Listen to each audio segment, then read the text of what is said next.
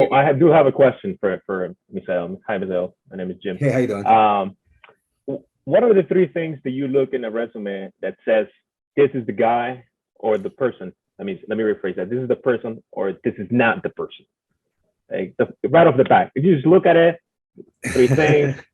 Next, what is it? What is it that tells you? Okay, so this is a great question. I'm going to answer it in two forms.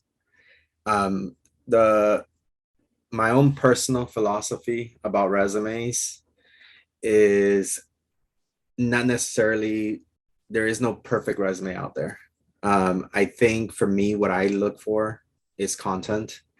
Um, if you're a student, my goal is to see what perhaps like internships you've done during your academic career. If you are a professional, let's say year one, year two, I want to see obviously where you worked and what your day-to-day looks like, from a bullet point perspective, right? Um, that's just my personal view of resumes. I tend not to always base my decision on the resume. I like to look at their LinkedIn profile. I like to have a quick 15 to 20-minute WebEx or introduction call, because a resume only tells a certain story. I think, connecting with the candidate, I think speaking with them, understanding their goals and interests are things that you can't write on a resume. Those are, things, and I like to humanize the process. As a recruiter, I like to speak to people. I don't like to just, ding someone off of their resume because there's always a story. Every candidate has a story.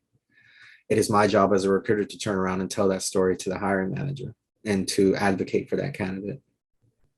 Now, that's just, like I said, my personal view on resumes. Now, institutions that I supported in the past, obviously, hiring managers have preferences. Some hiring managers like to see keywords on resumes, certain skill sets, right? If you are a business analyst or a data analyst, right, they're going to look for Excel, VBA, VLOOKUPs.